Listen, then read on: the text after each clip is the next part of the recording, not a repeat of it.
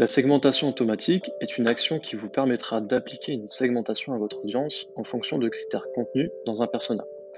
En clair, dans notre persona ci-dessous, le persona concurrent, nous allons venir appliquer nos critères de différenciation des concurrents pour segmenter de manière automatique les entreprises qui correspondent à ce critère-là. Donc, avec cette action-là, nous allons pouvoir alimenter un segment de manière automatique sans avoir à le modifier manuellement.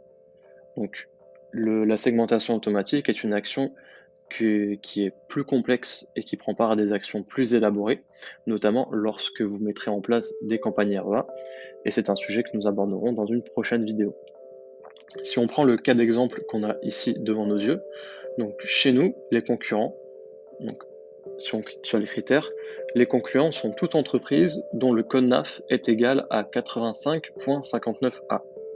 En clair, ça veut dire que ma segmentation automatique que je vais mettre en place à partir de Persona va segmenter toutes les entreprises qui ont ce code NAF-là en concurrent directement. Donc de manière pratique, vous allez pouvoir associer une action directement au sein de votre Persona, donc en ajoutant une action. Vous arriverez sur cet écran ici. Cet écran vous récapitule 4 actions disponibles, donc l'achat de contact qui ne nous intéresse pas aujourd'hui, l'export via email notamment, la segmentation et le tag. Donc, si vous cliquez sur segmentation, plusieurs options sont disponibles ici. Donnez d'abord un nom forcément à votre action, ici segmentation concurrent. Le persona sera sélectionné de manière automatique lorsque nous passons par ce procédé ici. Lorsque vous créez une action programmée directement dans votre sous-menu, pensez bien à choisir le persona dédié. Ensuite, plusieurs actions ici sont possibles. On peut notamment paramétrer une segmentation journalière ou hebdomadaire, par exemple. C'est avec ce bouton-là que vous allez pouvoir mettre ça en place. Donc, étant donné que nous souhaitons une segmentation journalière, nous allons choisir l'option J-1. Vous pouvez notamment, sur une segmentation hebdomadaire, choisir dans les 7 derniers jours et appliquer notamment une fréquence d'un seul jour par semaine. Pour alimenter cette segmentation, nous allons devoir choisir évidemment le segment vers lequel ces entreprises-là seront segmentées. Ici, pour nous, ça sera le segment rival défaut qui est du coup le segment concurrent. Et votre dernière action à effectuer est de choisir les jours et l'heure de synchronisation.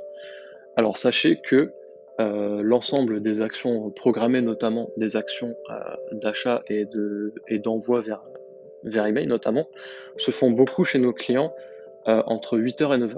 Donc, un petit conseil qu'on peut vous prodiguer afin que votre segmentation ne soit assujettie à aucun bug, c'est de programmer votre action programmée, notamment de segmentation, à une heure plus tôt. Donc ici, par exemple, nous, on se base sur 5 heures. Comme ça, on est sûr à 100% que notre action ne se perdra pas dans le flux, notamment d'actions programmées sur l'ensemble des clients. C'est une chose qui peut arriver, qui arrive très rarement, mais entre 99% de chance et 100% de chance, on préfère le 100%. Donc à partir de là, pensez bien à activer votre action, juste ici, et enregistrer. Donc moi, je ne l'active pas parce que pour le coup, c'est notre cas d'exemple.